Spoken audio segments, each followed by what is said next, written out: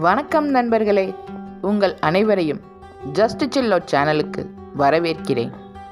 மகாபாரதம் என்ற காவியத்தை பற்றி நாம் பேச ஆரம்பித்தவுடன் நம் நினைவுக்கு வரும் முக்கிய கதாபாத்திரங்களில் ஒருவர் கங்கை மைந்தர். பீஷ்மரை பற்றியே இந்த பதிவு. வாங்க வீடியோக்குள்ள போகலாம்.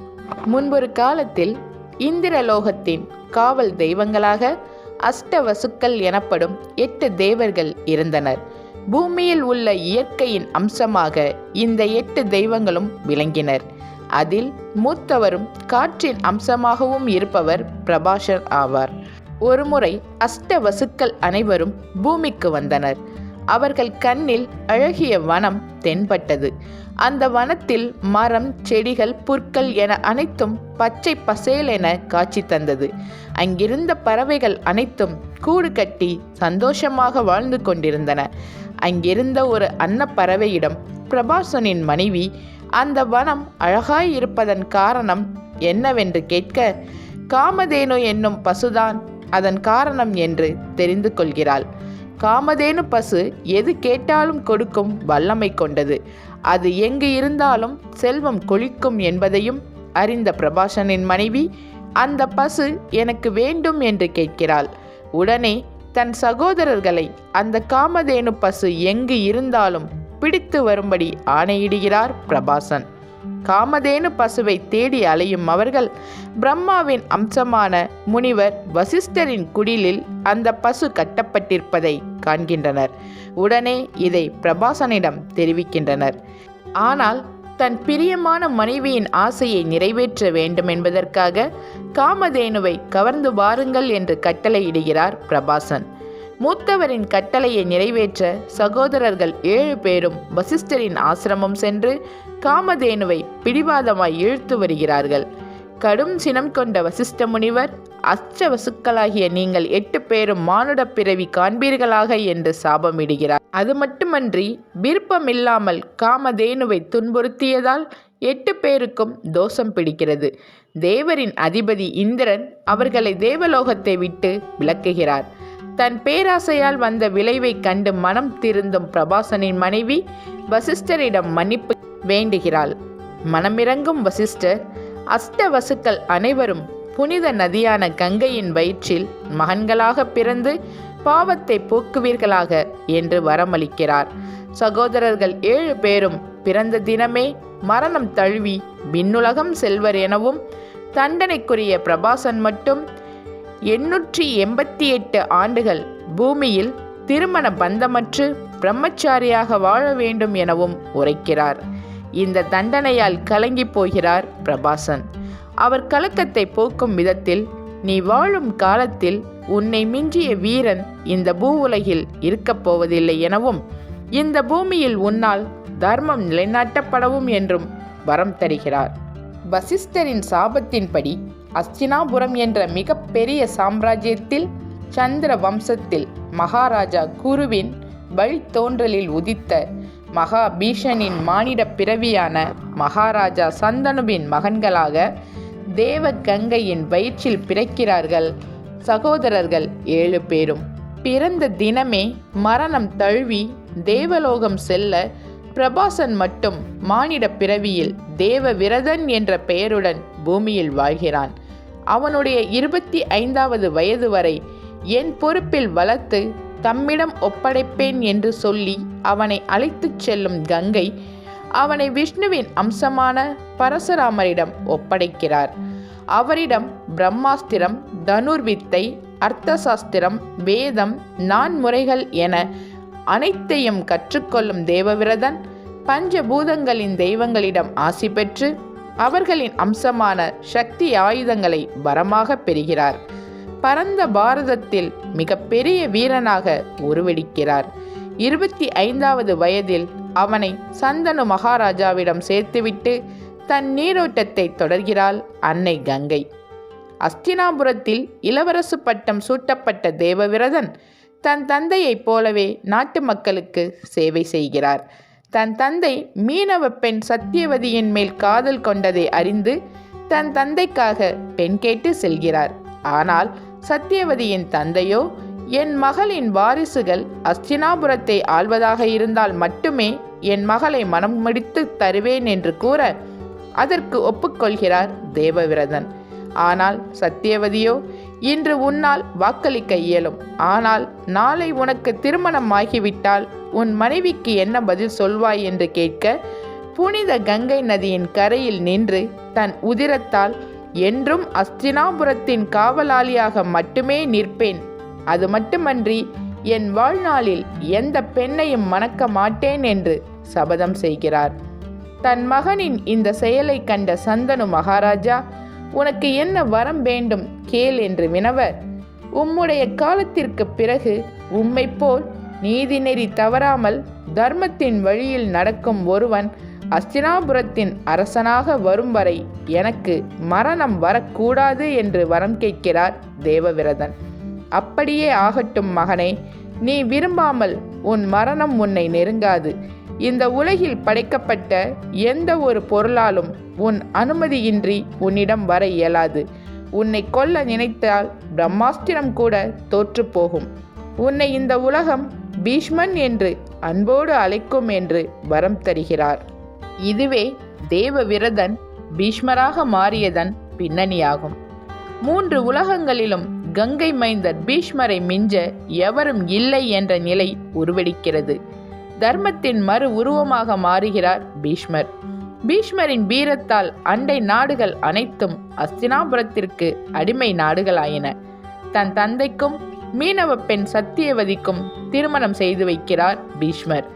அவர்களுக்கு சித்ராங்கதன், விசித்திர வீரியன் என்று 2 மகன்கள் பிறக்கின்றனர். தன் தந்தையின் மரணத்திற்கு பின் சித்ராங்கதன் அரியணை ஏறுகிறான்.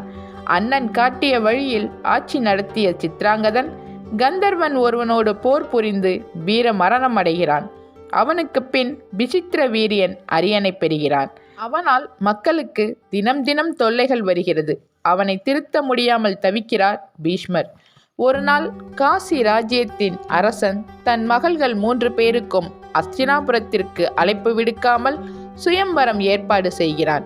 இதை அறிந்த சத்தியவதி தன் மகன் சார்பாகவும் அஸ்தினாபுரத்தின் சார்பாகவும் பீஷ்மரை அனுப்புகிறாள். காசி அரசனின் மூத்த மகள் அம்பை பக்கத்து நாட்டு அரசன் சால்வனை காதலிக்கிறாள். உன்னை சுயம்பரத்தில் வென்று முடிசூடுவேன் என்று சொல்லி சுயம்பரத்திற்கு வருகிறான் சால்வன். ஆனால் திடீரென்று வருகை தரும் பீஷ்மர் அனைவரையும் வென்று 3 கன்னிகைகளையும் தூக்கிச் செல்ல முயல்கிறார். தடுக்கும் சால்வனை துரத்தி அடித்துவிட்டு இளவரசிகளுடன் அஸ்தினாபுரம் வருகிறார். அம்பையின் காதலை தெரிந்து கொண்டு அவளை சால்வனிடமே திருப்பி அனுப்புகிறார். ஆனால் சால்வனோ இன்னொருவன் இட்ட பிச்சை எனக்கு வேண்டாம் என்று அவளை ஏற்க மறுக்கிறான்.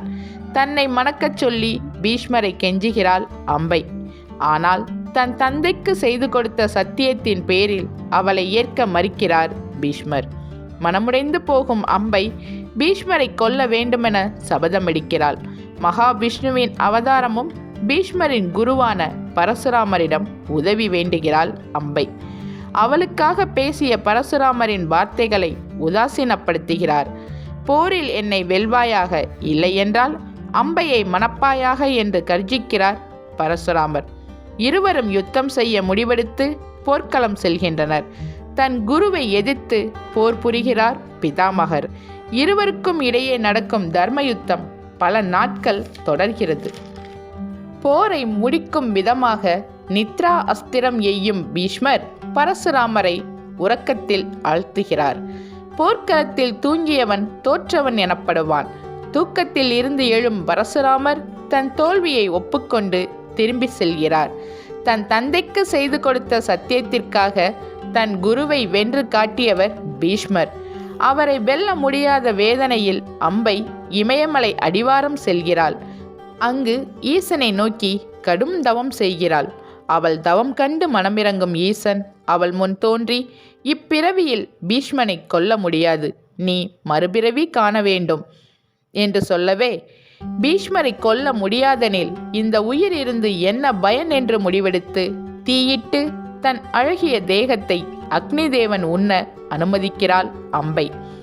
சிகண்டினி என்ற பெயர் கொண்டு பாஞ்சாலத்தின் அரசன் துருபதனின் மகளாக மீண்டும் பிறப்பெடுக்கிறாள்.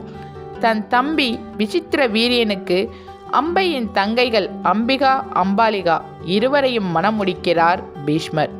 விசித்திர வீரியனின் அகால மரணம் வாரிசு இல்லாத ராஜ்யம் தலைக்க வேதவியாசர் சகோதரிகள் இருவருக்கும் குழந்தை பாக்கியம் தருகிறார். திருதராஷ்டிரனும் பாண்டுவும் பிறக்கிறார்கள். அவர்களை நல்ல முறையில் வளர்க்கும் பீஷ்மர் கண் தெரியாத திருதராஷ்டிரன் அரசாள முடியாது எனவும் பாண்டுவுக்கே அரியணை என்றும் கூறுகிறார். விதியின் சதியால் காட்டிற்கு செல்லும் பாண்டு அங்கேயே மரணிக்க அரியணை திருதராஷ்டிரனுக்கு வருகிறது. திருதராஷ்டிரன் மனைவி காந்தாரியின் அண்ணன் சகுனியின் சூழ்ச்சியால் துரியோதனன் அரியணை மோகம் கொண்டவனாக இருப்பதைக் கண்டு மனவேதனை அடைகிறார். பாண்டவர்களை அஸ்தினாபுரம் அழைத்து வந்து குரு துரோணரிடம் கல்வி பயில செய்தார்.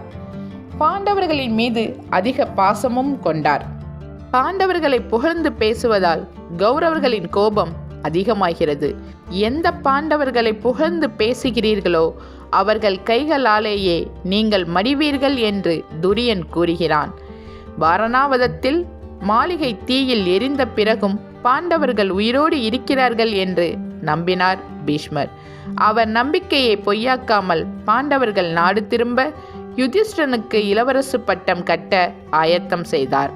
பாண்டவர்களுக்கும் கௌரவர்களுக்கும் இடையே நடக்கும் மோதலுக்கு முடிவு கட்ட ராஜ்யத்தை இரண்டாக பிரித்து கொடுக்கிறார். ஆனால் சூதாட்டம் நடந்து பாண்டவர்கள் தோற்று துரியோதனன் ராஜ்யத்தை பெறுகிறான். அவனுடைய செயல்களுக்கு தடை போட முடியாமல் தவிக்கும் அவர் துரியனுக்கு சாபமிடுகிறார். அது மட்டுமன்றி கௌரவ சபையில் இருக்கும் அனைவருக்கும் காலன் நெருங்கிவிட்டான் என்றும் உரைக்கிறார். கர்ணனின் நட்பாலும் அவனுடைய வீரத்தின் மீதான நம்பிக்கையாலும் துரியன் தவறு செய்கிறான் என்பதை உணரும் அவர் கர்ணனை எப்போதும் விலக்கியே வைக்கிறார். அதுவே இருவருக்கும் ஒரு மறைமுக எதிர்ப்பை உண்டாக்குகிறது. மகாபாரத போர் துவங்கும் நேரத்தில் கௌரவ தளபதியாக நியமிக்கப்படுகிறார் பீஷ்மர். கர்ணனை தென் திசையின் காலாட்படைக்கு தலைவனாக நியமிக்க ஆத்திரம் கொள்ளும் கர்ணன் பீஷ்மர் சாய்ந்த பிறகே போர்க்களம் வருவேன் என சத்தியம் செய்கிறான். தாத்தா, நான் உங்களை நம்பியே போர்க்களம் வருகிறேன் என சொல்லும் துரியனிடம் என் உயிர் போகும் வரை உன் உயிர் காக்கப்படும் என்று சத்தியம் செய்கிறார். பரசுராமரையே வென்ற பீஷ்மரை வெல்ல சதி செய்யும் பாண்டவர்கள் தங்கள் தளபதியாக அம்பையின் மறுபிறவியான பெண்ணாக இருந்து ஆணாக மாறிய சிகண்டியை நியமிக்கின்றனர். தன் மரணம் தன்னை நெருங்கிவிட்டதை உணர்கிறார் பீஷ்மர். துரியோதனனின் வார்த்தையை கேட்ட பீஷ்மர், என் உடல் மண்ணில் சாயாமல் உன்னை ஒருவரும் வீழ்த்த அனுமதியேன் என்று சத்தியம் செய்கிறார்.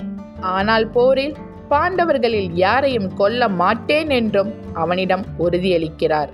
பாரத போரில் கௌரவ சேனையின் தளபதியாக வீறு நடை போட்டு வருகிறார். போரில் கிருஷ்ணரை எதிர்த்து போரிடுவதே அவர் லட்சியமாக இருந்தது. ஆனால் கிருஷ்ணர் போர் செய்ய மாட்டேன் என்று சொன்னதும், பரம்பொருளே, போரில் உன்னை ஆயுதம் ஏந்த வைப்பேன் என்று சவால் விடுகிறார். போரின் முதல் நாளில் மகாரதர்களும் சமரதர்களும் காலாட்படைக்கும் குதிரைப்படைக்கும் யானைப்படைக்கும் அவர்களது இடத்தை நிர்ணயம் செய்கிறார். துரியனின் நண்பன் கர்ணன் பீஷ்மரோடு ஏற்பட்ட மனக்கசப்பால் போரில் பீஷ்மர் தலை சாயாமல் போர்க்களம் புகமாட்டேன் என விலகுகிறான். துரியனை காக்கும் பொறுப்பை அதிமகாரதிகளுக்கும் அஸ்வத்தாமனுக்கும் துரோணருக்கும் வழங்குகிறார். முதல் நாள் போரில் ஒரு அக்ரோனி சேனையை அழிக்கிறார். ஒரு அக்ரோனி சேனை என்பது 1,00,000 போர் வீரர்கள், 65,000 குதிரைகள், 21,000 யானைகள், 21,000 ரதிகளை கொண்டது. இரண்டாம் நாள் போரில் பாண்டவ சேனையின் முகப்பை உடைத்து நிலைகுலைய செய்து கௌரவ சேனையை உள்ளே அனுப்பி பெரும் நாசம் செய்கிறார். பாண்டவர்கள் பக்கம் எவர் இருந்தும் பீஷ்மரின் ஆற்றல் முன் அனைவரும் குழந்தை போல் ஆகிறார்கள். தொடர்ந்து 6 நாட்கள் பாண்டவ சேனையை நிர்மூலமாக்குகிறார். 7ஆம் நாள் போரில் தன்னை ஆற்றலுடன் எதிர்த்த அபிமன்யுவை வென்றாலும் அவனை மேலும் காயப்படுத்தாமல் வாழ்த்தி அனுப்புகிறார். 8ஆம் நாள் போரில் அர்ஜுனனை தேரோடு சேர்த்து கட்டி துருபதனோடு மல்யுத்தம் புரிகிறார். அதே நேரத்தில் பீமன் கௌரவ சேனைக்குள் நுழைந்து கௌரவர்கள் 8 பேரை கொல்கிறார். 9ஆம் நாள் தர்மனை உயிரோடு சிறைப்பிடிக்க பீஷ்மருக்கு துரியன் உத்தரவிடுகிறார். தர்மனை சிறைப்பிடிக்கும் முயற்சியில் இருக்கும் பீஷ்மர் தன் சேனையை விட்டு விலக மீண்டும் பீமன் கௌரவ சேனைக்குள் நுழைந்து 17 கௌரவ சகோதரர்களை வீழ்த்துகிறார். அவர்களுள் முக்கியமானவர் விகர்ணன். தர்மரை பீஷ்மர் நெருங்க முடியாமல் சுழலும் திரிசங்கு வியூகம் அமைத்து தர்மனை காப்பாற்றுகிறார் துருபதன். 25 சகோதரர்களை பறிகொடுத்த துரியோதனன் பீஷ்மரை வசைப்பாடுகிறான். உண்மையில் பீஷ்மர் யாருக்காக போர் செய்கிறார் என்று எள்ளி நகைக்கிறான். இதனால் கடும் சினம் கொண்ட பீஷ்மர் தன் தவ வாழ்வை மனிதர்கள், கந்தவர்கள், தேவர்கள், பூதங்கள், அரக்கர்கள், கிங்கரர்கள் சாட்சியாக அக்னிக்கு தானம் செய்கிறார். அதிலிருந்து 5 தங்க அம்புகள் தோன்றுகிறது. நாளை இந்த அம்புகள் கொண்டே பாண்டவர்கள் உயிர் பறிப்பேன் என்று துரியனுக்கு சத்தியம் செய்கிறார். பாண்டவர்களை அழிக்கும் ஆயுதங்களை கண்டவுடன் துரியன் மகிழ்கிறான். அந்த தங்க அம்புகளை பீஷ்மரிடம் இருந்து வாங்கிக் கொள்கிறான். நாளை போர்க்களத்தில் அவற்றை ஒப்படைப்பதாக எடுத்துச் செல்கிறான். ஆனால் அவன் குடிலுக்குள் காத்திருக்கும் கிருஷ்ணரால் அனுப்பப்படும் அர்ஜுனன் அந்த அம்பு வேண்டும் என்று கேட்க அவற்றை வேறு வழியில்லாமல் கொடுக்கிறான். நெடு நாட்களுக்கு முன்பு அர்ஜுனன் செய்த உதவிக்காக நீ யாசகமாக எதை கேட்டாலும் தருவேன் என்று துரியன் வரமளித்திருந்தான். 10ஆம் நாள் காலை பீஷ்மர் அந்த அம்புகளை கேட்க நடந்ததை கூறி வருத்தப்படுகிறான் துரியன். விதியின் சக்தியை அவனுக்கு எடுத்து கூறி தன் அன்னை புனித கங்கையில் நீராட செல்கிறார் அவர். அங்கு ஒரு பெண் அவரிடம் யாசகம் பெற வருகிறாள். தீர்க்க சுமங்கலி வரத்தை அவரிடம் கேட்கிறாள். அவரும் அவளுக்கு ஆசி வழங்குகிறார். அவள் வேறு யாரும் அல்ல, துருபதன் மகள் திரௌபதிதான். அதை பீஷ்மரும் அறிவார். 10ஆம் நாள் போர் துவங்க அர்ஜுனன் அவருக்கு சவால் விடுகிறான். அர்ஜுனன் வில்லில் உள்ள நாணை அறுத்து எறிகிறார் பீஷ்மர். தனுஷை கையில் ஏந்தி அர்ஜுனன் போரை மீண்டும் துவங்க பீஷ்மரின் சக்திக்கு முன்னால் அவன் செலுத்தும் எந்த அஸ்திரமும் பலமற்று பலமுறை அஸ்திரம் இழந்து அவரிடம் தோற்கிறான். அர்ஜுனனின் இந்த நிலை கண்ட கிருஷ்ணர் தன் சபதத்தை மறந்து கையில் சுதர்சனம் ஏந்தி பீஷ்மருக்கு சவால் விடுகிறார். அதையும் திறன் கொண்டு எதிர்க்க துணிகிறார் பீஷ்மர். கிருஷ்ணரை தடுக்கும் அர்ஜுனன் பீஷ்மரை வீழ்த்துவதாக உறுதி அளித்து அதுவரை போர்க்களத்தில் மறைந்து இருந்த சிகண்டியை அழைத்து வருகிறார். முருகப்பெருமான் கொடுத்த வாடாமல்லி மாலையை கழுத்தில் ஏந்தி அர்ஜுனன் தேரில் ஏறுகிறாள் சிகண்டி. அதுவரை மனம் தளராமல் போரிட்டு வந்த கங்கையின் புதல்வன் மனம் தடுமாறுகிறது. சிகண்டி வில்லை ஏந்தும் நொடி மரணத்தை ஏற்க துணிந்து தன் கையில் இருக்கும் வில்லை நழுவ விடுகிறார். சிகண்டியின் அம்பு அவர் மார்பில் பாய அர்ஜுனன் செலுத்திய அம்புகள் அவர் சரீரம் எங்கும் பாய்கிறது. போர்க்களத்தில் வேரோடு சாய்கிறார் பீஷ்மர். உடனடியாக போர் நிறுத்தம் அறிவிக்கப்பட அனைவரும் அங்கு கூடுகின்றனர். பிதாமகர் வீழ்ந்து கிடக்கும் இடம் போர்க்களத்தில் இருந்து ஒதுக்கப்படுகிறது. தன் கடைசி ஆசையாக கங்கை நீரை தன் அன்னையை காண வேண்டும் என்று கேட்கிறார் பீஷ்மர். பார்த்தன் செலுத்தும் சக்தி வாய்ந்த அம்பு நிலத்தை குடைந்து சென்று கங்கையை குருச்சேத்திரம் கொண்டு வருகிறது. தன் மகனின் ஆசையை நிறைவேற்றுகிறாள் மாதா கங்கை. ஆசை தீர கங்கை நீரை பருகும் பீஷ்மர் அனைவரையும் அங்கிருந்து செல்ல கட்டளையிடுகிறார். திராயண காலத்தில் உயிர்விட்டு சொர்க்கம் செல்ல ஆசை கொண்டு காத்திருக்கிறார். போரில் பாண்டவர்கள் வென்று தர்மர் பிதாமகரிடம் ஆசி வாங்க செல்கிறார். அவனுக்கு ஆசி வழங்கி ஒரு மனிதனின் கடமைகளை எடுத்து சொல்கிறார் பிதாமகர். ஒருவன் அரசனாக, மகனாக, தந்தையாக, நண்பனாக, அண்ணனாக, பகைவனாக, மாமனாக, மைத்துனனாக, கணவனாக செய்ய வேண்டிய செயல்கள், அவன் ஆற்ற வேண்டிய கடமைகள் மற்றும் அவன் அடுத்த தலைமுறைக்கு செய்ய வேண்டிய செயல்கள் அனைத்தையும் எடுத்து கூறுகிறார். இதுவே பின்னாளில் பீஷ்ம பருவம் என்று உலகத்தாரால் எடுத்துச் சொல்லப்படுகிறது. 18 நாள் போர் முடிந்து தர்மன் அஸ்தினாபுரத்தின் அரியணையில் முடிசூடும் நாள் உத்தராயண காலம் துவங்க தன் இன்னுயிரை நீத்து சொர்க்கம் சென்று மீண்டும் தன் சகோதரர்களான அஷ்ட வசுக்களோடு இணைகிறார் பிதாமகர் பீஷ்மர். ஓகே ஃப்ரெண்ட்ஸ், இந்த பதிவு உங்களுக்கு பிடிச்சிருந்தா லைக் பண்ணுங்கள், ஷேர் பண்ணுங்கள். மறக்காமல் உங்களோட கருத்துக்களை கமெண்ட் செக்ஷனில் பதிவிடுங்க. நம்ம சேனலை சப்ஸ்கிரைப் பண்ணிவிடுங்க ஃப்ரெண்ட்ஸ். தேங்க்யூ.